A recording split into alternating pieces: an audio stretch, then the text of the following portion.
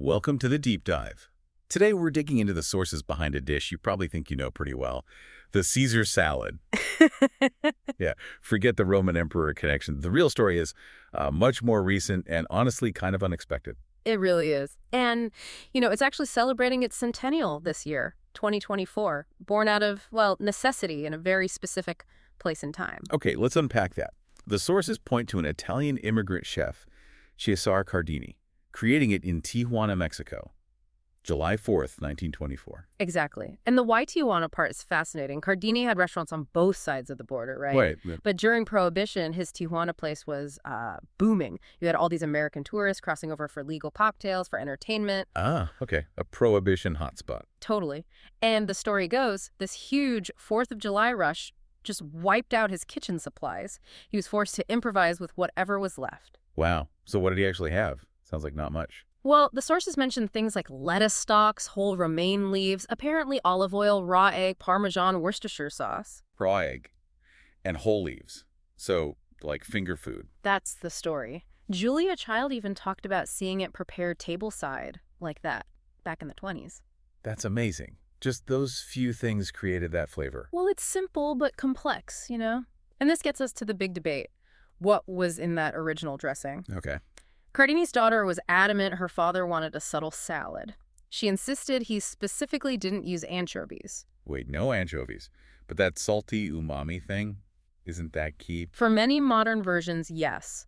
But she claimed the Worcestershire sauce provided enough of that. She actually said something like, a proper Caesar always has anchovy, but an authentic one never does. Okay, that's confusing, but interesting. It really highlights this whole idea of culinary authenticity, doesn't it? How dishes change. Yeah. The original sounds like romaine, olive oil, the raw egg yolk, Parmigiano Reggiano, Worcestershire, maybe some lime juice, and toasted bits of baguette. So simple. Ah. But it took off. Oh, yeah. Became a massive hit, especially with Hollywood types visiting Tijuana. It spread really fast. And your sources mentioned it got a pretty major award in Paris in 1953. It did. Crowned the greatest recipe to originate in the Americas in the past 50 years by this International Food Society. Quite the journey from an improvised dish. Definitely a glow up. And then, the 1990s really sealed its fate as a global staple. How so? It had that sort of chefy feel, but it was also approachable, and critically, you could easily add chicken or shrimp on top. It became a main course. Right, like center of the plate. Exactly. And it fit perfectly with that whole California cuisine trend happening.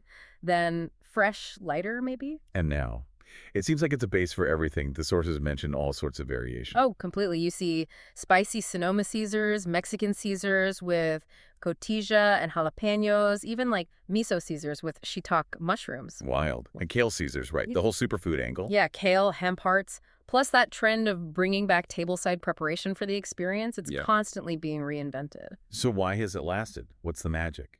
I think it comes down to a few things. That satisfying crunch, the creamy, high-impact dressing. And romaine is just easy, approachable. Mm-hmm. Plus, it's incredibly versatile. It just works in so many contexts. And people still see it as fresh, maybe even healthy-ish, despite the dressing sometimes. Your sources say it's still huge on delivery apps. Definitely. And the demographic trends look good, too. Millennials apparently order it significantly more often. So it's not going anywhere soon. Doesn't seem like it. Okay, so from a last-minute fix in a Tijuana kitchen during Prohibition to this global menu mainstay with countless spin-offs, it's quite a story. It really is. It's more than just food history, isn't it? It's about how culture flows, how things adapt, and what authentic even means anymore. Yeah. So maybe the next time you order a Caesar, think about this. How much can something change adding ingredients the creator specifically avoided before it becomes something totally new? And what does that transformation tell us about balancing innovation and tradition, not just in food, but maybe everywhere else too?